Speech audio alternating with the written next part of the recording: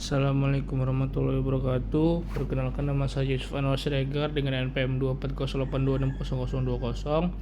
Saya di sini akan mempresentasikan tentang perbaikan pada blok BSO2, yaitu tentang special sense. Nah, yang pertama saya akan masuk ke organ-organ pada palpebra. Nah, apa sih yang pertama dimaksud dengan palpebra? Palpebra itu adalah lipatan yang digerakkan, yang di sebelah luarnya dilapisi oleh kulit tipis dan di sebelah dalamnya dilapisi oleh selaput lendir.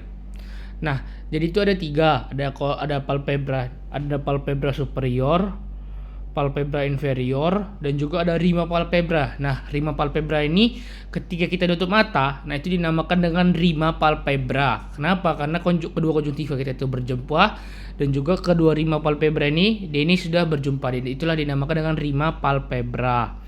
Nah, struktur rima palpebra itu di sisi lateral dan medial itu meluas sampai membentuk struktur berupa pertemuan ataupun yang biasa kita sebut dengan commissura palpebrarum lateralis dan commissura palpebrarum medialis.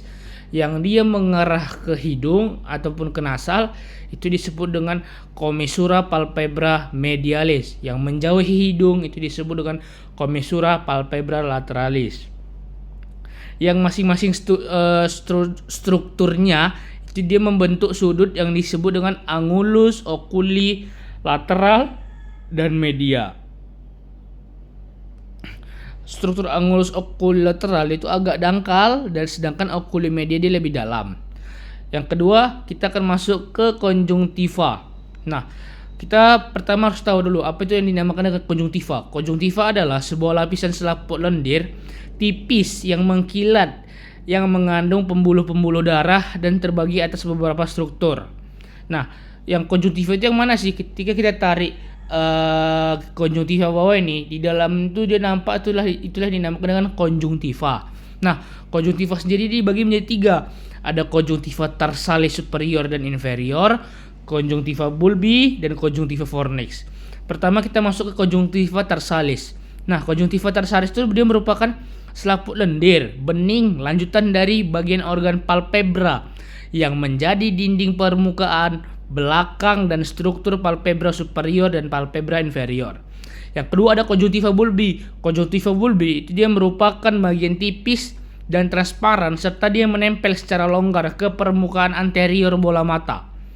Konjungtiva bulbi dia itu membentuk longgar dan berkerut pada sklera. Yang terakhir itu ada konjungtiva fornix. Nah, konjungtiva fornix dia itu garis refraksi konjungtiva palpebraris ke dalam bola mata, membentuk resus dalam konjungtiva fornix superior inferior. Nah, konjungtiva fornix ini adalah konjungtiva yang paling banyak akan pembuluh darah. Selanjutnya kita masuk ke organ bulbus oculi ataupun bola mata. Nah, pertama pada organ bulbus oculi itu terdapat beberapa. Itu ada kornea, sklera, iris, corpus ciliaris, koroid, dan retina.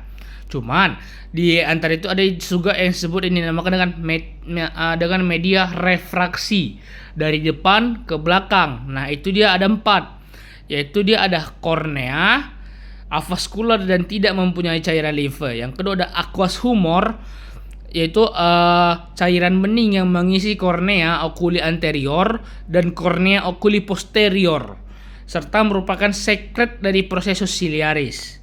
Lalu ada lensa yang bersifat avaskular, dia itu terletak di posterior bola mata dan dia itu berada di posterior lensa. Lalu ada corpus vitreum, itu dia terdapat vitreous humor, cairan yang berada di dalam anyaman corpus vitreum, suatu substansi seperti gel transparan pada 4/5 pada bagian posterior bola mata, macula lutea, daya paling jelas.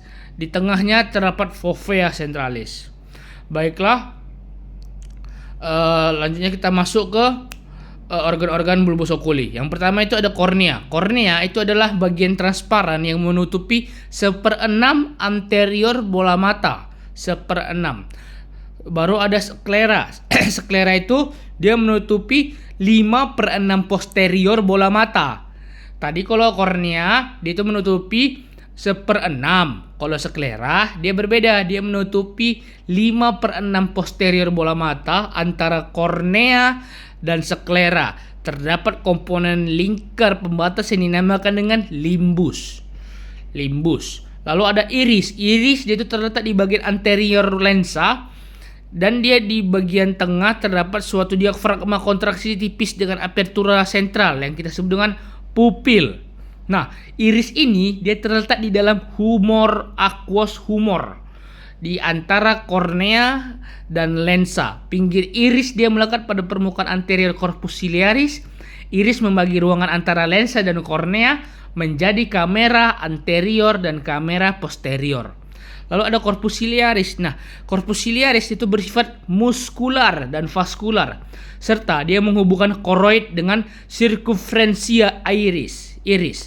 Corpus ciliaris dia membentuk pelekatan untuk lensa. Nah, lipatan pada permukaan internal corpus ciliaris itulah yang biasa kita namakan dengan processus ciliaris yang mensekresi aqueous humor dan mengisi kamera okuli anterior dan posterior. Lalu ada koroidea.